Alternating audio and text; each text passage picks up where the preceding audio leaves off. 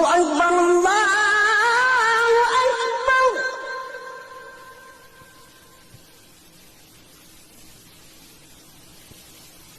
Jami anu nyeratkeun nana ilmu Allah teh acan beres. Dina pada seueurna matak urang teh rumah saya seueur kakiranganana daripada seueur langkungna angin cit saur ibu-ibu teh. Gitu. Angkat pangawasan komo ku salaki teu dipapatahan. Aya diomongan angere pangset sia teh masak teh. Beger deui gitu. Bogoh ka saha maneh gitu. Ku aing diontrog lalakina eta we. Lamun gawe teu bener, cing balik sia teh tanur teh mun pareol kitu dicarekan gitu. Anapun dibimbing masalah ruhanina dina bab makananana nyata ilmu agama sugana nyakeun jampe salat gitu. Hayang ngadengekeun babacaan jampe wudu gitu. Teu hare-hare we. Nyangkana teh teuing bisa atau teuing kumaha. Gusti, da abdi teh hirup di dunya teh memang anakan, tapi abdi teh da moal megar.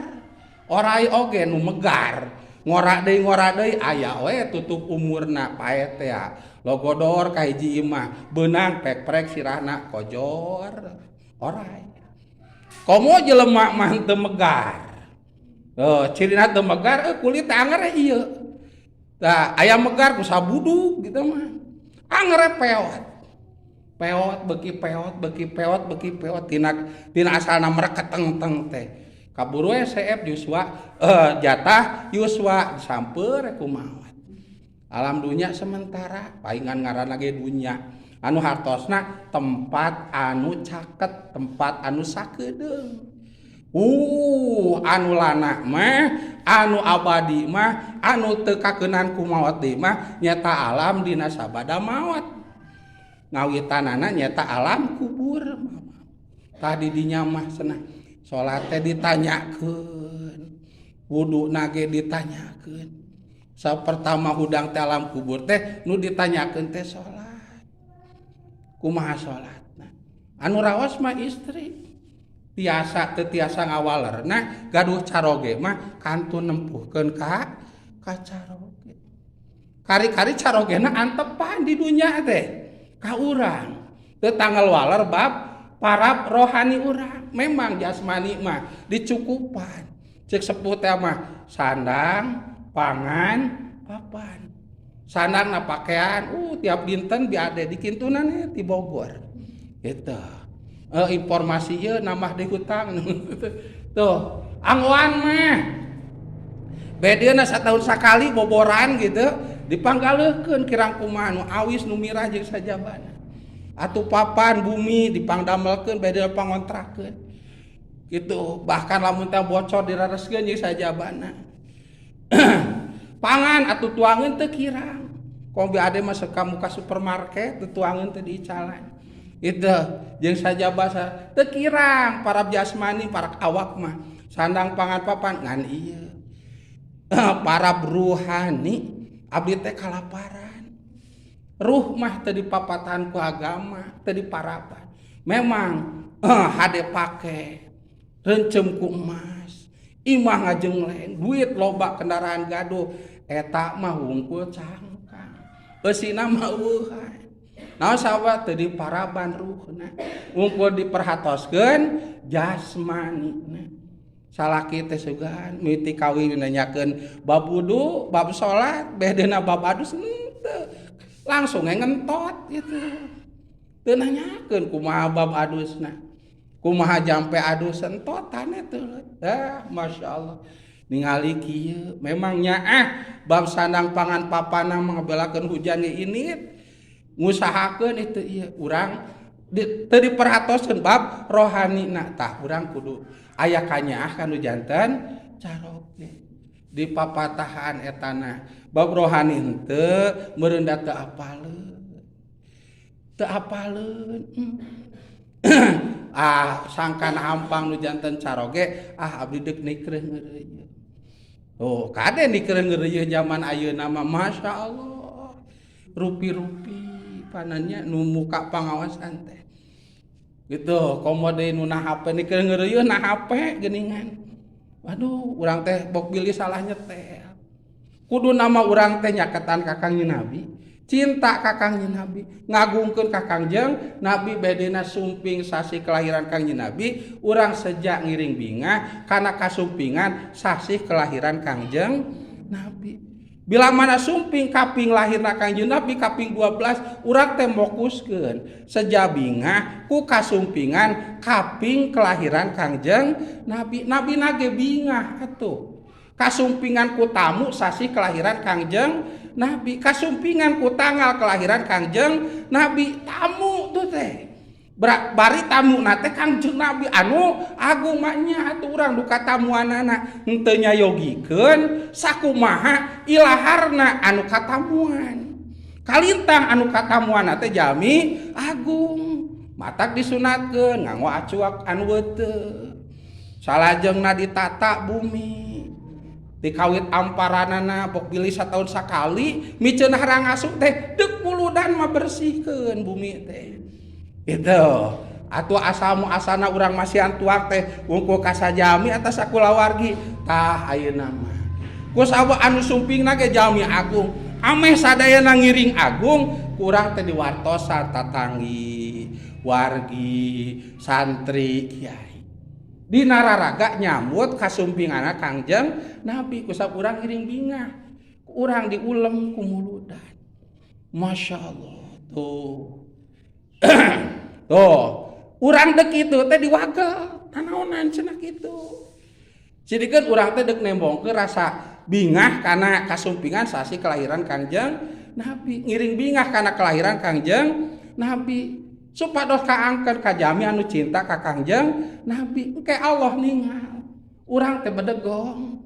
Tapi nyaketan jami anu pikacinta ku Gusti sugana Allah teh turun rahmat ulah ningali bedegongna urang tapi ditinggal teh urang gaduh perbuatan nyaketan jeung pengorbanan dikaluarkeun dina raraga nyaketan jami anu dipikacita ku Gusti Allah nyata Kangjeng kitu.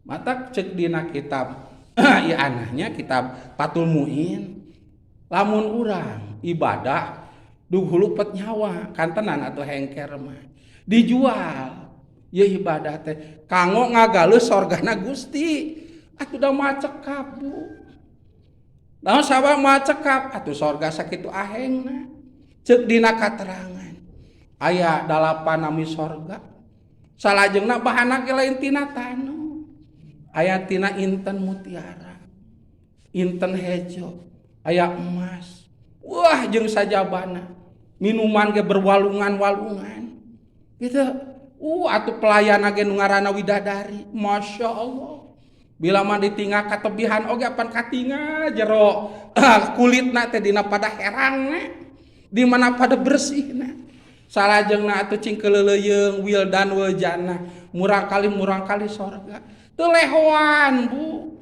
ih gareulis kararasep lalucu teu acan kanikmatan anu sanesna puncakna kanikmatan tiasa ninggal dat Allah tiasa caket sinar Rasulullah kari-kari sorga teh deuk digaleuh deuk ditiketan bade dikarcisan ku ibadah urang sapatos kieu kitu asa mustahil kagaleuhna mustahil saur tadi ge ditaros naon pangbatolan salat apal teh hitut we pangbatalan wudu apal teh hitut we gitu anapun tek-tek bengek nama urang teh mikir heula tuh hari wangi lamun urang teh ngalaksanakeun hiji perkara padahal eta teh ngabatalkeun kana salat atanapi kana abdas da teu apal teh tuluy we salat padahal mah parantos batal tiasa teras da teu apal tuh kari-kari ieu ibadah sakieu teh bade dianggo ngagaleus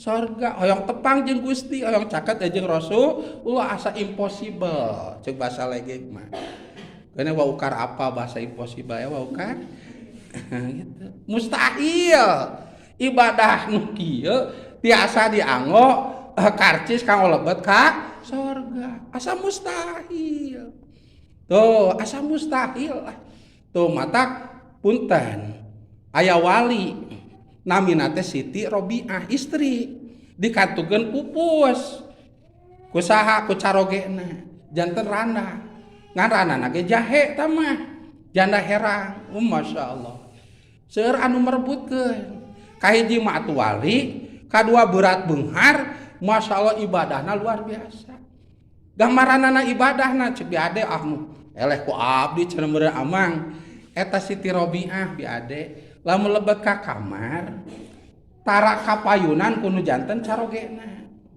tara kapayunan es doning pang payuna wae sal anjeunna mah geus kalebet kamar teh lain ngagebrak biade lain ngadahdir kitu ngeul henteu beberes di kamar dikeprukan sagala rupana dihias kamar teh diseungitan kamar teh sok kitu heula we ayeuna kitu biade sok kitu gitu bilih urang teh asa pangsolihahna gitu tah tos gitu engal anjeunna kaluar ibak tos ibak salajengna dangdan anjeunna mah tara ngangol betan Bu tuh lamun tos di kamar teh oh cenah saut teneng teh ya oh tara dina naon tara tuh tara dikutang tara dicangcut es doning acuk we lamun ayeuna acuk tidur teh ya itu acuk tidur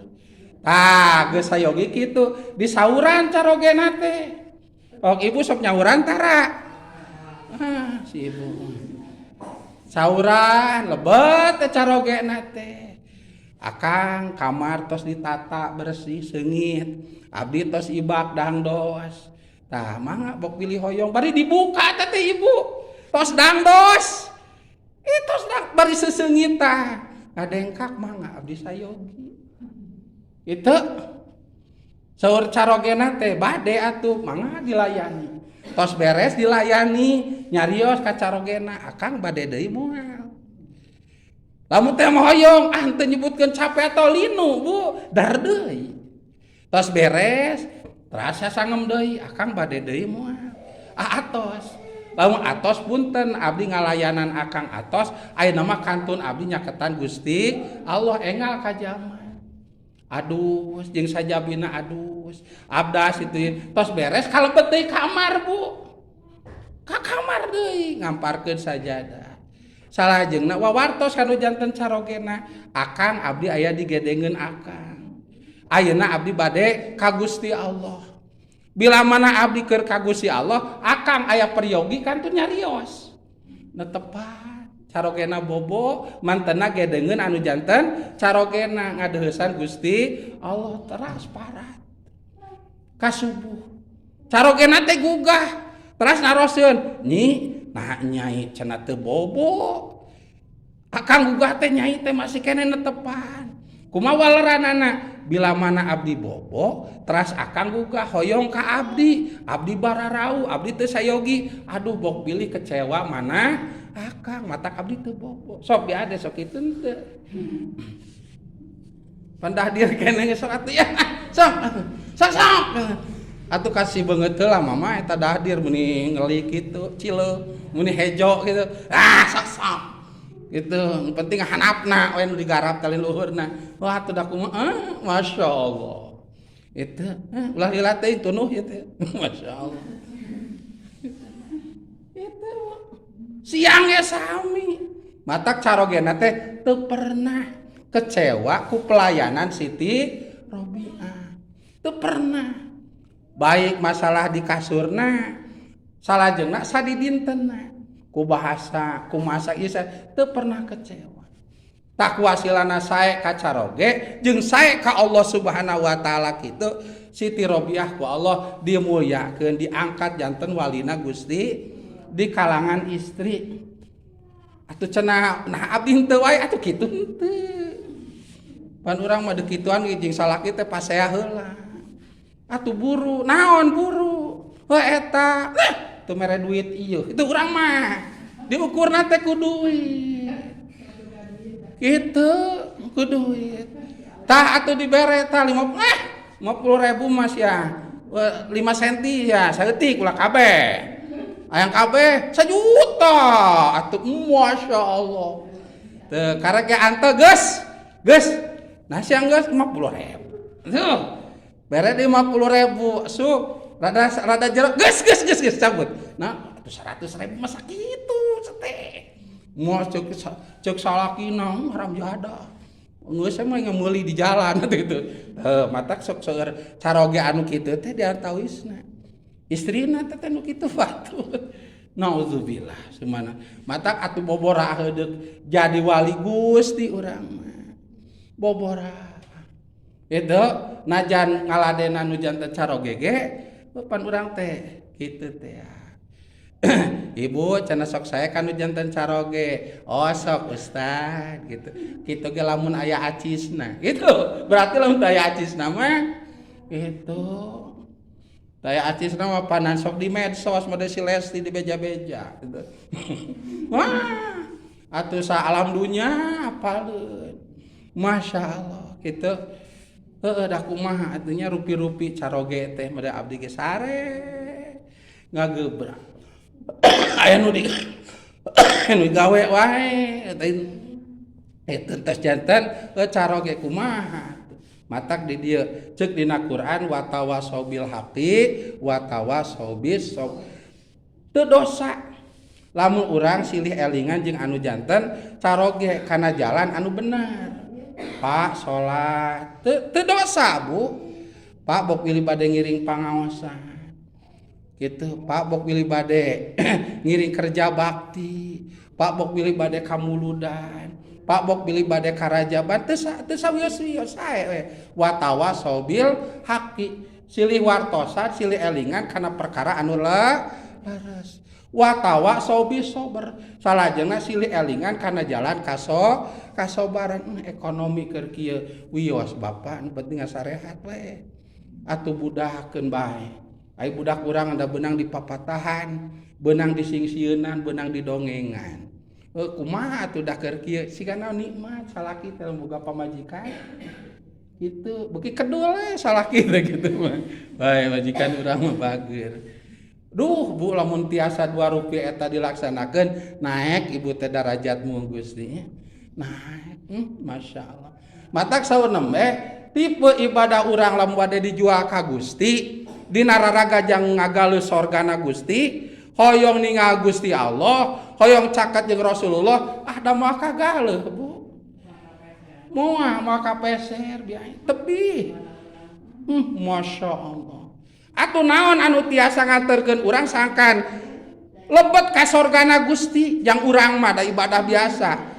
Tiasa ningal Gusti Allah, tiasa caket sirang Rasulullah taya kajabi urang mah nyieun perkara anu sangkan lungsur rahmatna Gusti nu tadi teh.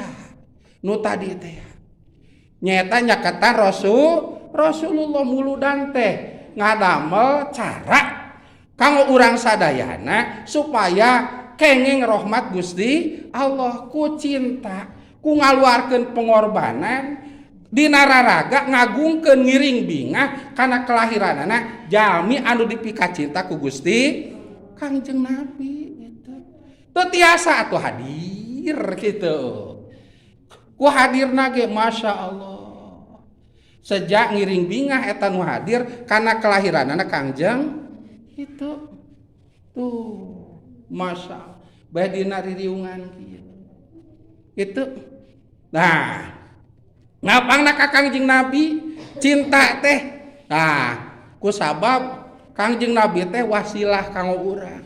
Bahkan wasilah atau pelantara anu kalintang ageungna kanggo urang sadayana supados tiasa ngahontal kasalametan. Da jelas anu dipika cinta ku Gusti mah Kangjeng nyata tadi teh bila mana aya nami Gusti di dinya aya nami Kangjeng la ilaha illallah Muhammadur toh dina syahadat asyhadu alla ilaha illallah wa asyhadu anna Muhammadar Rasulullah. Teu nami urang, teu nami caroge, teu nami putra urang. Itu tapi nami Kangjeng Nabi eta teh lain unggul ayeuna ti zaman Nabi Adam, iblis, malaikat di sorga, nami Kangjeng Nabi mah tos aya dina dinding sorga. La ilaha illallah Muhammadur Rasulullah teh. Matak aya babasa. Man qala fi akhiri hayati la ilaha illallah dakhalal jannah. Sing saja mah anu maca la ilaha illallah dina akhir kehidupanana alias nalika nuju sakaratul mangka eta jami dipasikeun lebet ka sorga. Naon pangna kitu masa mata-mata bisa ngucapkeun la ilaha illallah nalika sakaratna. Makanya sakarat mah peuheur gitu. Pahit gitu, nyeri luar biasa, ketir segala rupana ditembongkeun tempat pi tempateuna. Kari-kari bisa ngucapkeun la ilaha illallah Muhammadur Rasulullah. Masa mata-mata tiasa ngucapkeun eta lamun eta jami henteu kabetot ku sorga la ilaha illallah Muhammadur Rasulullah teh ayana dina dinding sorga kabetot ku eta. Kitu matak baca. Itu baca. Jami anu tiasa ngucapkeun la ilaha illallah Muhammadur Rasulullah. Tah urang mah da jami biasa. Sakan bisa kitu teh di dadasaran heula. Ibadah urang ku ngambah ilmu syariat. Ku ngambah ilmu syariat. Naon ilmu syariat teh nya teh dieuna nganyahokeun perkawis anu berhubungan sirang ilmu salat we. Salajengna ilmu anu berhubungan sinareng salat deui nya teh sapertos wudu eta we kanggo urang. Da anu bakal ditaros pangpayuna teh eta nyata bab salat. Kitu. Salajengna kanggo istri mah saurna mah ge hampang. Tiasa ngawaler teu tiasa ngawalerna da aya caroge. Kantu nempuhkeun kanu janten caroge. Ngan lamun carogena teu mapatahan saurna mah urang kudu nyaah kanu janten caroge. Da caroge ge nyaah ka urang sandang pangan papan teh pan caroge nu ngeusahakeunana. Aya cenah geuning amang caroge teh ku uleun hal doreun depak we. Dahar modal ulin sare numpak pagaweanana henteu. Pamajikanana dugu lupet nyawa teh. Heeh bisa dugu lupet nyawa jeung bisa ngawujud eta sagala rupa teh wasilana ku nikah. Berarti aya caroge sakedik banyakna secara batiniah mah aya berkah anu janten caroge. Da keur parawan mah henteu kitu. Kitu teu mikiran hayang imah, hayang tanah, hayang emas reuceub, hayang kendaraan, hayang itu henteu. Biasa we hirup seperti parawan umumna, paling hayang baso, hayang sorodot, hayang seblak, hayang naon deui gitu. Kitu we. Teu mikiran hayang tanah, hayang imah jeung hayang kendaraan kumaha teu biasa we. Gitu. Mata kaya katerangan nikah ngawaris kana beunghar tuh geus kapan mikiran hayang tanah, hayang bumi, hayang parabotan di bumi, timetik senok, garpu, peso, katel, citel, tek bengek. Pan keur parawan boborah ngimut eta. Walaupun teu usaha aya kaberkahan tinu janten caroge. Kalintang atuh carogena gerak harik jadaka tuti masalnaka. Bila mah carogena gerak ceuk basa ayeuna disusut tidungdung kitu. Mangka bakal dipasihan. Naon rupiah anu di pikahoyongna carogena gerak, bojona oge gerak. Lain gerak SKJ tapi getol duana aya. Batak sepuh kapungkur, sepuh urang sadayana. Sepuh urang duanana gerak. Dugu lupet nyawa aya geuningan.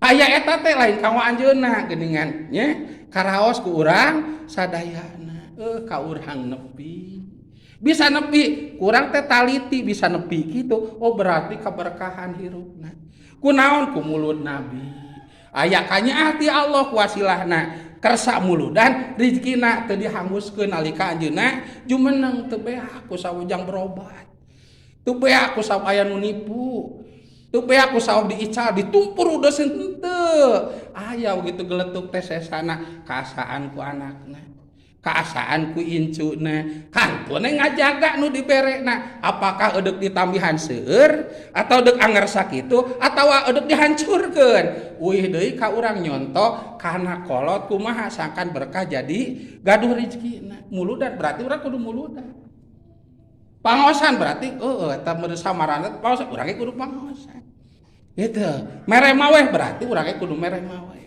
nyaketan ajengan berarti urang kudu nyaketan ajengan mere santri berarti urang kudu mere santri sok masantrenkeun berarti urang kedah masantrenkeun ameriki urang nambah bedena anger ka ditu ulah tumpur ludes da sepuh oge geuningan teu tumpur ludes ku kitu teh kantun gitu oh mata beade kasebut teu kengeng cedekan mah geus ngawarung capek geus kolot cicing we ulah hayo-hayo ge mah pada ka pasar kayak mareuncem lega segala rupa geletuk pupus aya sesana kaosaha gitu urang mah teu aya kemampuan jang kitu kolot anu dipaparinan kamampuan nana urang dukung ku abdi dipangjingjingkeun mah baru urang teh nyokot tahu nyumputkeun di doa ka kolot mah beunang cenah maling ka kolot atuh teh masalah itu masyaallah tah itu masyaallah masyaallah tah itu